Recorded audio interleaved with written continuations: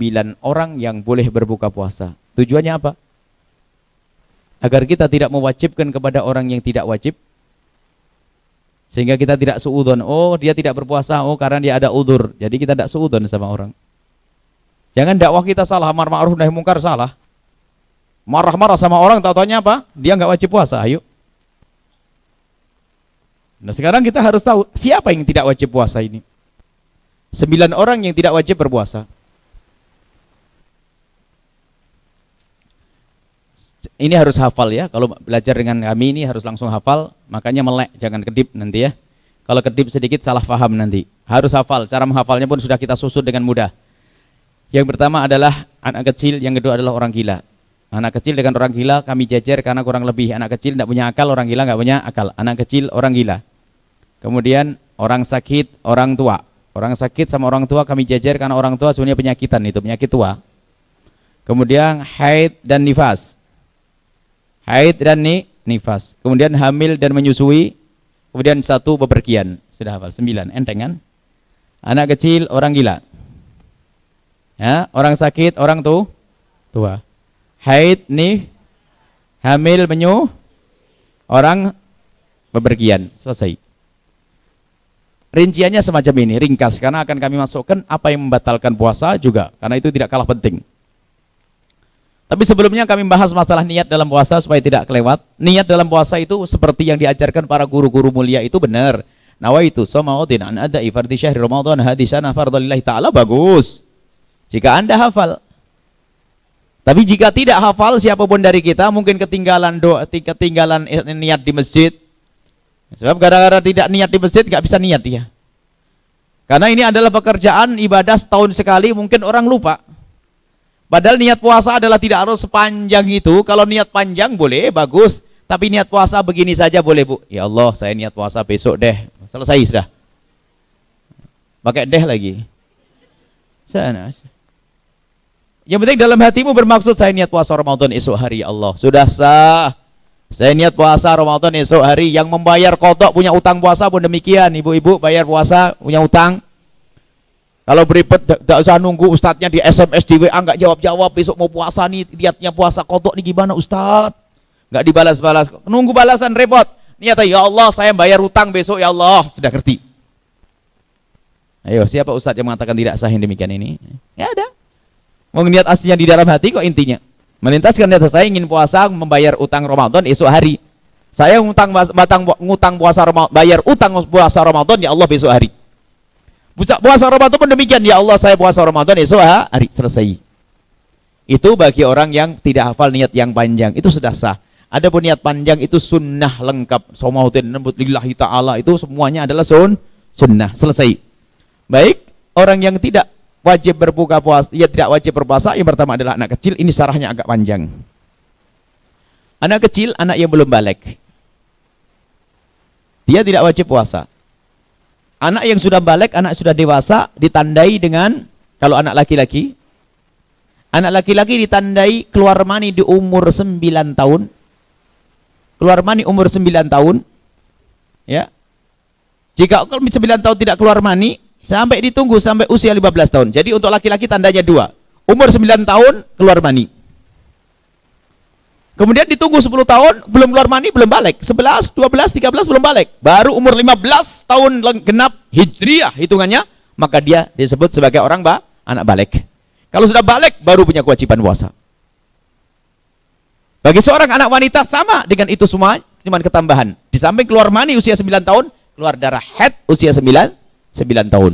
Kalau tidak keluar mani, tidak keluar darah haid, ditunggu sampai usia 15 tahun. Baru saat itu dianggap sebagai orang dewasa yang wajib baginya untuk berpuasa. Baik. Jadi anak kecil belum wajib puasa, tapi jangan salah paham sebagian ustadz sekalipun ada salah paham. Mentang-mentang tidak wajib puasa harus kita biarkan. Oh enggak, haram, ada perintah. Al-Qur'an, Nabi Muhammad memerintahkan, "Muru awlatakum bisolati inda sab'in." Perintahkan anak-anakmu untuk melakukan sholat waktu umur 7 tahun. Dan semua ibadah dan keharaman kewajiban dikiaskan dengan sholat. Artinya apa? Ajari anakmu di saat masuk 7 tahun untuk melakukan sholat. Sholat bagi dia belum wajib. bapaknya wajib ngajari. Kalau bapaknya tidak mengajari, bapaknya dosa. Biarpun sholatnya anak kecil masih gini, tidak apa-apa, anak kecil. Sholatnya anak kecil karena memang belum wajib baginya. Biarpun nggak sah ya tetap sah bagi anak kecil, dianggap sah saja. Masa anak kecil nggak sah, ulangi lagi, sampai mati nggak bisa nanti tambahan. Oh, namanya anak kecil. Cuman orang tua wajib melatih untuk membiasakan nanti di saat anaknya sudah balik, sudah biasa dengan sholat. Bukan saja urusan sholat, kewajiban-kewajiban yang lainnya, termasuk melaksanakan puasa. Biarpun anak kecil kita umur 7 tahun belum wajib puasa, tapi kita wajib mengajari anak kita untuk berpuasa.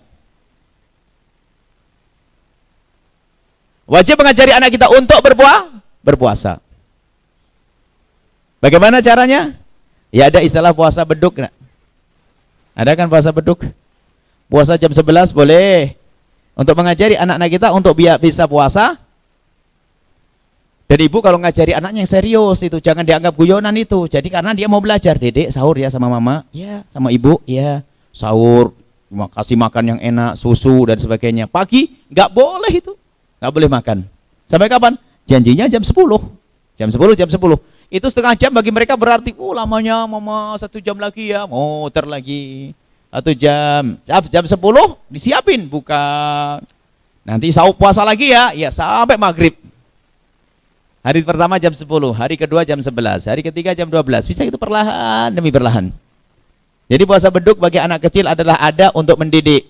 Tapi bagi bapak-bapak nggak ada loh ya. Ada. Dikasih beduk nanti. Jadi anak kecil itu mendidik. Sampai kapan? Sampai di saat mereka balik sudah terbiasa dengan puasa.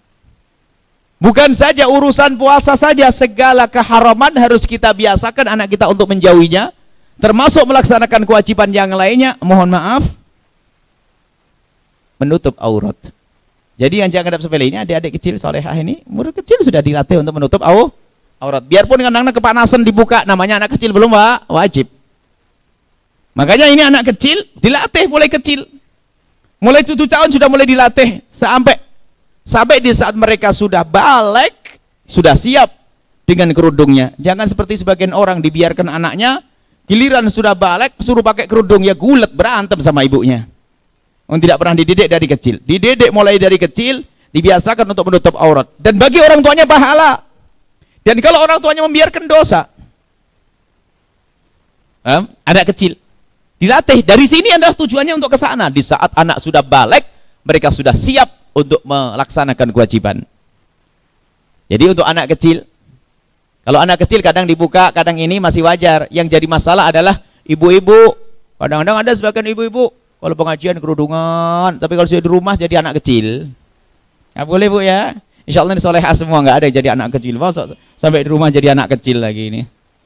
Anak kecil umur 7 tahun bu, itu yang boleh buka, buka, tutup. Kalau sudah ibu-ibu nggak boleh. Kalau dilihat laum laki-laki hukumnya haram. Dan ketahuilah ini adalah kewajiban. Jadi kalau ibu menutup aurat semacam ini, itu lebih bagus pahalanya daripada sholat semalam suntuk. Sebab sholat semalam suntuk adalah sunnah. Ibu menutup aurat hukumnya wajib. Kalau kepada suami yang enggak adalah bu, kepada suami enggak ada aurat. Ibu buka semuanya di depan suami tidak ada masalah. Suami, ada orang salah paham nanti. Kalau di depan anak boleh kelihatan kepala, dengan paman boleh kelihatan rambut dan sebagainya. Cuman dengan orang lain hendaknya ditutup, jangan menjadi anak-anak. Sebab ada sebagian ibu-ibu pengajian di daerah sana, kalau di sini mas solehah semua enggak, ini benar. Yang di tempat lain itu karenanya apa? Waktu pengajian jadi ibu-ibu, kalau pulang jadi anak-anak. Musibah ini. Yakini bahasanya itu adalah kewajiban. Baik, selesai dia. Jadi termasuk kewajiban-kewajiban, larangan-larangan harus dijauhi. Biarpun bagi mereka belum haram, tidak bisa disifati haram.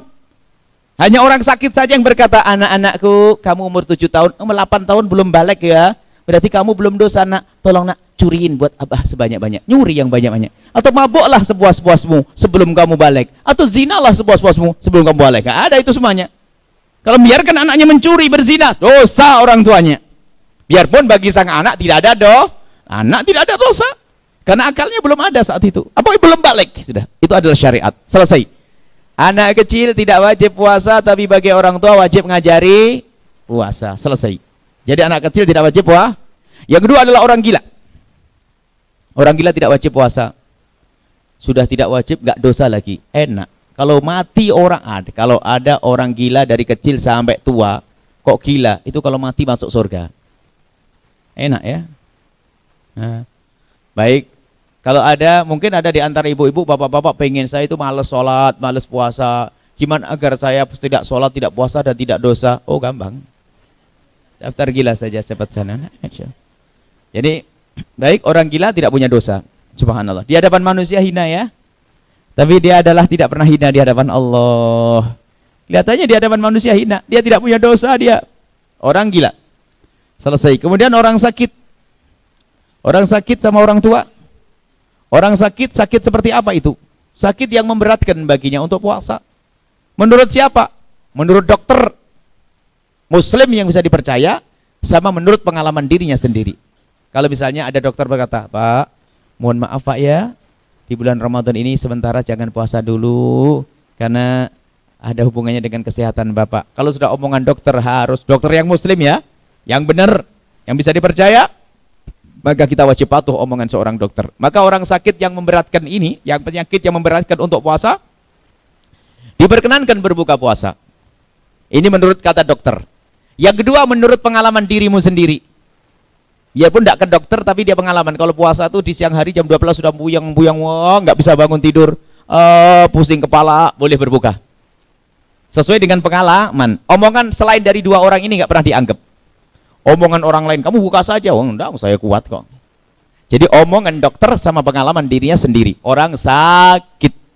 Kemudian ada lagi orang tua. Orang tua, mohon maaf para ibu-ibu yang solehah atau bapak-bapak yang soleh, kadang-kadang semangat ibadahnya tinggi sampai mbahnya sudah sepuh dipaksa untuk puasa. Itu namanya kurang ajar, mempercepat nanti namanya. Nggak boleh begitu itu. Biarpun ajal sudah ada, tapi kita harus disayang-sayang itu. Kalau orang sepuh, orang sudah tua, dan kalau kita melihat beliau kalau berpuasa itu berat, sampaikan ke beliau, Mbah, nggak usah puasa, diganti zikir saja. Nanti diganti dengan satu fidyah. Fidyah satu mud 6,7 on setiap hari ya puasa yang ditinggalkan. Jadi Mbah nggak usah puasa. Dan perlu dikasih tahu, jangan disembunyikan ilmu ini dari mereka.